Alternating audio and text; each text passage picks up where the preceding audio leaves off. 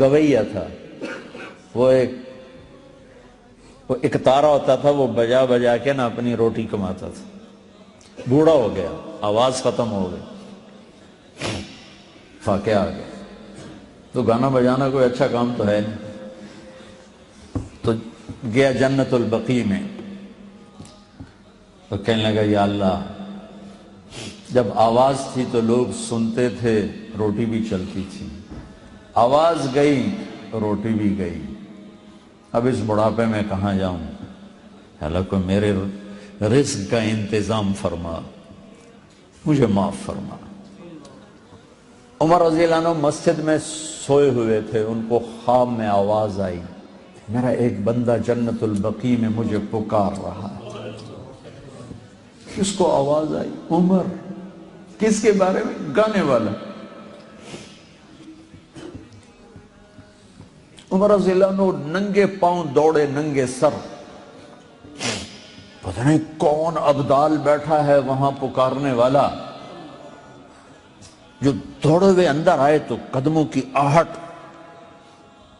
تو وہ گویے کی نظر پڑی، عمر آ رہے ہو ننگے سر ننگے پاؤں، نہ گلا بے آج میری خیر نہیں. وہ اٹھ کے دوڑنے لگا. تو اس نے کہا ٹھہرو ٹھہرو ٹھہرو ٹھہرو، میں خود نہیں آیا ہوں، مجھے بھیجا گیا ہے. کہ کس نے بھیجا ہے؟ کہ جسے پکار رہے ہو اسی نے بھیجا.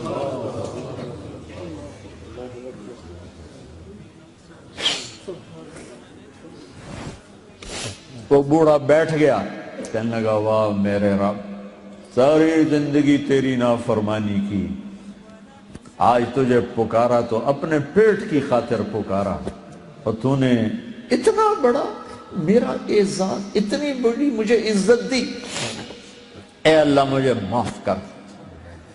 اس کی چیخ نکلی اور مر گئی. عمر رضی اللہ تعالیٰ عنہ نے خود اس کا جنازہ پڑھا ہے. میرے بھائیو،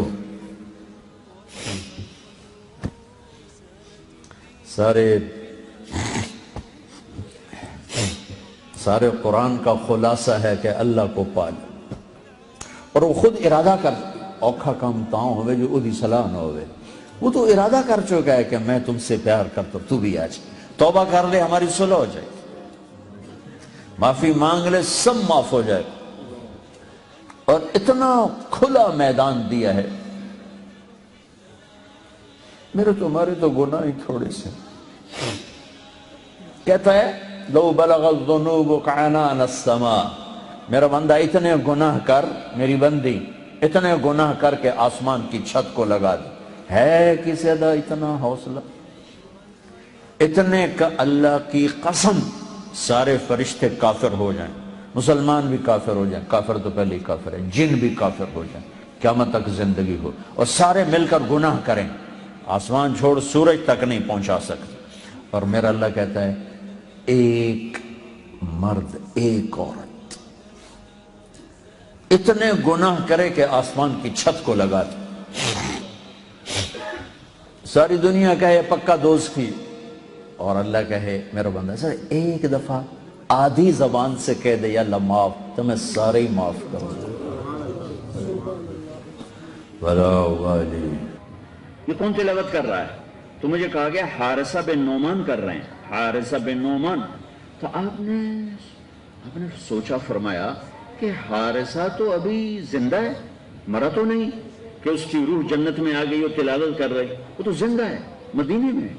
تو یہ قرآن کی تلاوت دیکھو، تمہیں سنانے کے لیے کتنا بڑا ساؤنڈ سسٹم لگا ہوا ہے. ہم تھوڑے سے بچے ہو، ادھر بچیاں ہوں گی، مستورات ہوں گی، اور جنت ساتویں آسمان پر، مدینہ زمین پر، اور حارثہ کی آواز آپ جنت میں سن رہے ہیں. کیڑا لاؤڈ سپیکر آئی، کیڑا ساؤنڈ سسٹم آئی، اب وہ سنو. کہی یہ کیا بات ہے، حارثہ تو ادھر گھر بیٹھا ہوا ہے.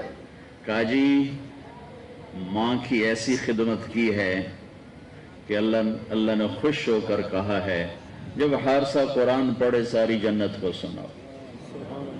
ہاں، ساؤنڈ سسٹم کیا تھا؟ ماں کی خدمت، ماں کی دعا. ایک روایت میں آتا ہے کہ صحابہ میں دو سب فرما بردار تھے، پر دو جو تھے نا وہ آؤٹ سٹینڈنگ تھے، ایکسٹرا آرڈینری تھے. دو نے جیسے ماں کی خدمت کی کسی نے نہیں کی، ایک حضرت عثمان اور ایک حارثہ بن نعمان. حارثہ بن نعمان کا حال یہ تھا کہ بیوی گھر میں اسے نہیں کہتے تھے میری ماں کی خدمت کر، ہے بھی نہیں.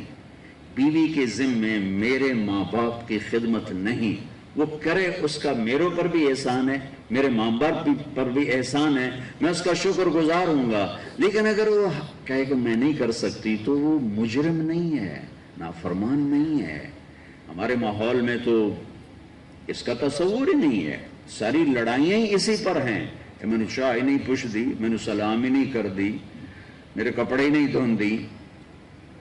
ایک گھر میں یہاں تک طلاق پہنچ گئی تھی، ہو رہی تھی، اللہ نے مجھے میں ذریعہ بنا کہ ساس نے یہ آگ لگائی تھی، اے پیکے جاندی میرے کو پوچھ کہیں نہیں جاندی، اور بیٹے کو اتنا بھرا کہ وہ طلاق دینے پہ آ گیا. میرا چونکہ تعلق واسطہ تھا، میں کہا تیرے کو پوچھ کے جاندی ہے؟ میں کہا جی جاندی. تو میں کہا یہ کو پوچھنا تو ضروری نہیں، یہ تیرے کو پوچھ کے نہ جاوے پھر یہ گناہگار ہے. تیری ماں سے پوچھنا اس کے ذمے نہیں ہے، کیوں پاگل بنتے ہو؟ ارے اللہ کے واسطے دین پڑھو. تم نے صرف تسبیح پھیرنے کو اسلام سمجھا ہے، نمازیں پڑھنے کو اسلام سمجھا ہے. یہ تو 2 گھنٹے کا کام ہے نماز پڑھنا. پوری زندگی سیکھو بچے، تمہاری شادیاں ہونے والی ہیں، اور ہمارا سسرالی معاشرہ بہت ظالم ہے. میں درد سے بولتا ہوں، اسی ملک میں رہتا ہوں، اپنے خاندان میں دیکھتا ہوں، باہر دیکھتا ہوں، پھر کہانیاں سنتا ہوں، فون سنتا ہوں. اب تو سننے چھوڑ دیے، میرا کلیجہ پھٹ گیا. میں کسی کے آنسو کہاں جا کے پوچھوں.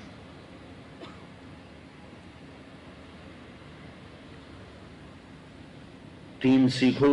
دین سے مراد نماز نہیں کہہ رہا ہوں، وہ دین عبادات کا بہت بڑا حصہ ہے. زندگی، دین کی زندگی سیکھو. دین کس چیز کا نام؟